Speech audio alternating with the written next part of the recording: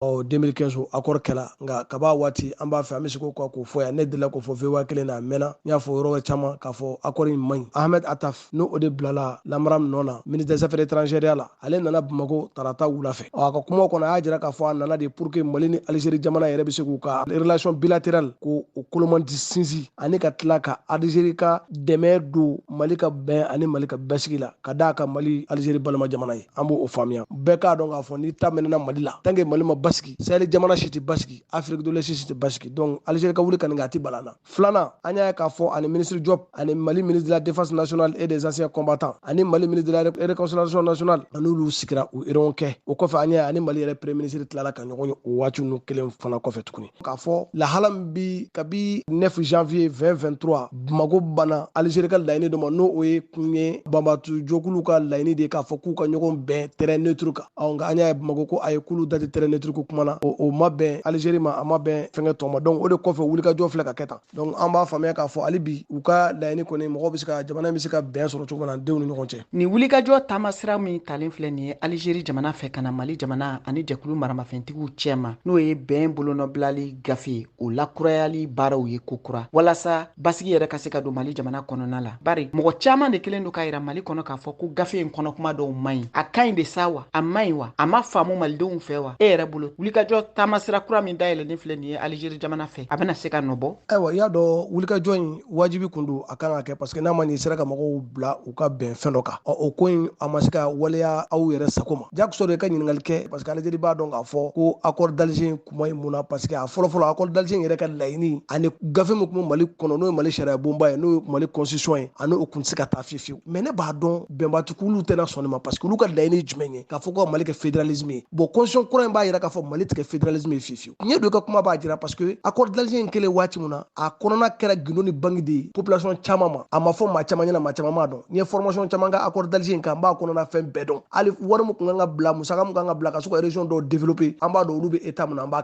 caman kalama ne bɛ wele ka laban mun fɔ mɔgɔ wɛrɛw sigilen de don ka Mali filɛ donc a sera waati sera sa an ka minɛnw ɲɔngiri an ka jigin ka bɔ sanfɛ an bɛɛ kana duguma k'an tɛgɛ di ɲɔgɔn ma bon transition in ɲɛni jamana ka hɛrɛ don ni transition in firila jamana bɛɛ de bɛ firi fo bɛɛ ka sigi o kan bɛɛ ka to de bɛ bɔ maa kelen ka to jamana ko don an k'an tɛgɛ di ɲɔgɔn ma an ka transition in dɛmɛ an ka se ka bɔ nin lahala in kɔnɔ pour que an ka se ka élection ɲɛnamaw kɛ faama kana faama mun n'o fana bɛ se ka jamana in mara an k'an tɛgɛ di ɲɔgɔn ma Mali empire kɔrɔbaw de ye Mali bɔr'o de la ani jamana caman tɛ kelen anw tɛ tila jamana ye jamana min bɛ se ka sigi n'i bɛna n'i b'a tila o tɛ Mali ye dɛ